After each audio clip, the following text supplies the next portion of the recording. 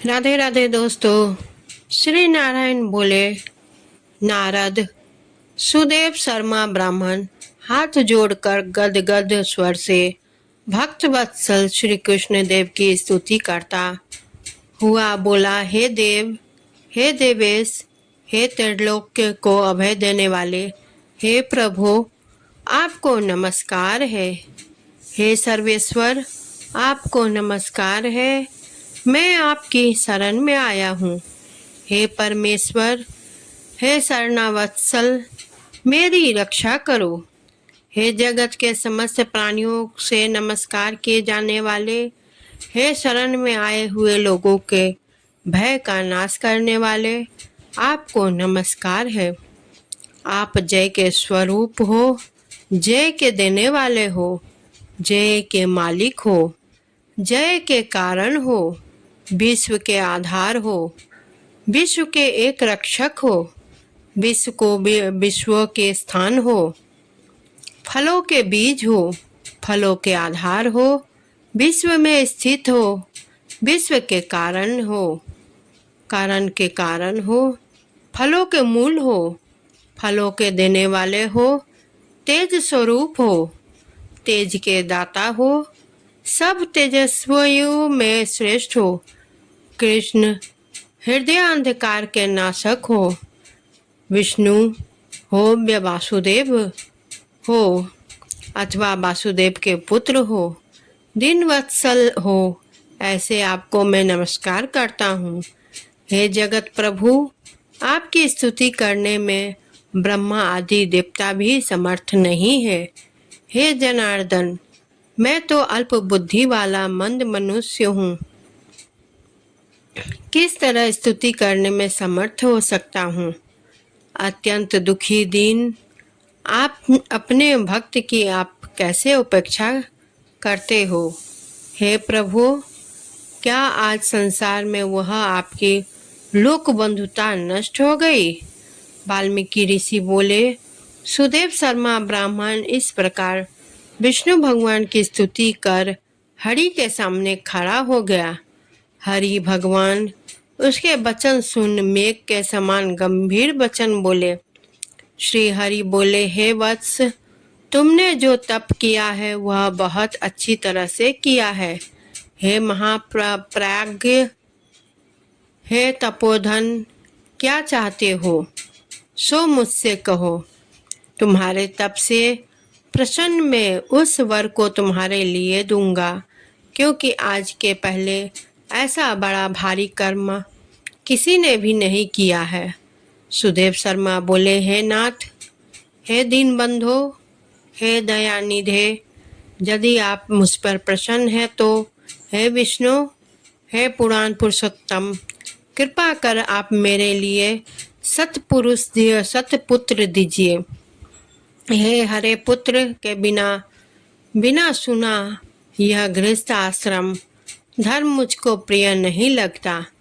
इस प्रकार हरि भगवान सुदेव शर्मा ब्राह्मण के वचन को सुनकर बोले।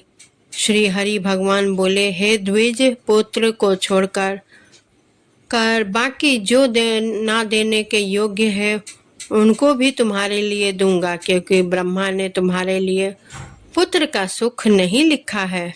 मैंने तुम्हारे भाल देश में होने वाला समस्त अक्षरों को देखा, उसमें 7 जन्म तक तुम्हारे पुत्र का सुख नहीं है। इस प्रकार वज्र पहाड़ के समान निष्ठुर हरि भगवान के वचन को सुनकर जर के कट जाने से वृक्ष के समान वह सुदेव शर्मा ब्राह्मण पृथ्वी तल पर गिर गया। पति को गिरे हुए देख गौतमी स्त्री अत्यंत दुखित हुई और पुत्र की अभिलाषा से वंचित अपने स्वामी को देखती हुई रुदन करने लगी। कुछ समय बाद धैर्य का आश्रय लेकर गौतम स्त्री गिरे हुए पति से बोली। गौतमी बोली, है नाथ, उठिए उठिए, क्या मेरे वचन का स्मरण नहीं करते हैं। ब्रह्मा ने भाल देश में जो सुख दुख लिखा है वह मिलता है। रमानाथ क्या करेंगे। मनुष्य तो अपने किए कर्म का फल भोगता है। अभागे पुरुष का उद्योग मरणासन पुरुष का औषध देने के समान निष्फल हो जाता है। जिसका भाग्य प्रतिकूल है उसका किया हुआ सब उद्योग व्यर्थ होता है। समस्त वेदों में यज्ञ, दान, तप, सत्य, व्रत आदि की अपेक्षा हरि भगवान का सेवन श्रेष्ठ कहा है, परंतु उससे भी भाग्य का बल श्रेष्ठ है। इसलिए हे भुसुर, सर्वत्र में विश्वास को हटाकर उठिए और शीघ्र देव का ही आश्रय लीजिए। उसमें हरि का क्या काम है। इस प्रकार उस गौतमी के अत्यंत शोक से युक्त वचन को सुनकर दुख से कांपते हुए गरुड़ जी विष्णु भगवान से बोले। गरुड़ जी बोले, हे हरे, शोक रूपी समुद्र में डूबी हुई ब्राह्मणी को उसी तरह नेत्र से गिरते हुए अश्रु धारा से व्याकुल ब्राह्मण को देखकर, हे दीनबंधु, हे दया सिंधुस, हे भक्तों के लिए अभय को देने वाले, हे प्रभु, भक्तों के दुख को नहीं सहने वाले, आपकी आज वह दया कहाँ चली गई। ओहो, आप वेद और ब्राह्मण की रक्षा करने वाले साक्षात विष्णु हो। इस समय आपका धर्म कहाँ गया। आपने भक्त को देने के लिए 4 प्रकार की मुक्ति आपके हाथ में ही स्थित कही गई है।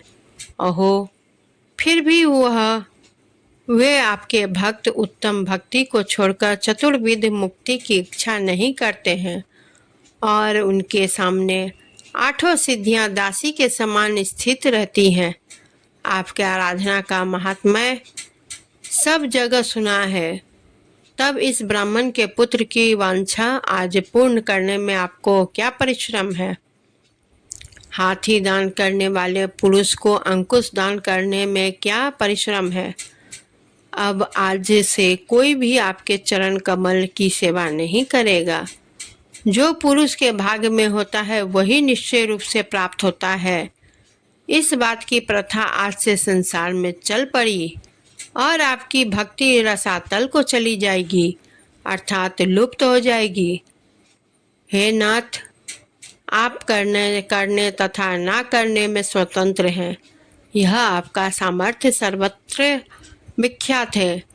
आज वह सामर्थ्य इस ब्राह्मण को पुत्र प्रदान न करने से नष्ट हो जाता है। इसलिए आप इस ब्राह्मण के लिए अवश्य एक पुत्र प्रदान कीजिए। सुदामा ब्राह्मण ने आपकी आराधना कर उत्तम वैभव को प्राप्त किया। आपकी कृपा से संदीपनी गुरु ने मृत पुत्र को प्राप्त किया। इन कारणों से पुत्र की लालसा करने वाले ये दोनों स्त्री पुरुष आपकी शरण में आए हैं। हे श्री नारायण बोले। इस प्रकार विष्णु भगवान अमृत के समान गरुड़ के वचन को सुनकर गरुड़ जी से बोले, हे पक्षीवर, हे वेंतये, इस ब्राह्मण को अभिलाषित एक पुत्र शीघ्र दीजिए। इस प्रकार अपने अनुकूल हरि भगवान के वचन को सुनकर गरुड़ जी ने अत्यंत प्रसन्नचित होकर उस पृथ्वी के देवता दुखित ब्राह्मण के लिए अनुरूप सुंदर पुत्र को जल्दी से दे दिया। दोस्तों, यह 15वां अध्याय यही समाप्त होता है। आप सभी को यह कथा कैसी लगी कमेंट्स जरूर करें और वीडियो को लाइक शेयर करें, चैनल को सब्सक्राइब करें। अगर आपको मेरी वीडियो सबसे पहले देखनी है तो बेल आइकन को क्लिक करना ना भूलें। और इसी के साथ मैं विदा लेती हूँ। धन्यवाद।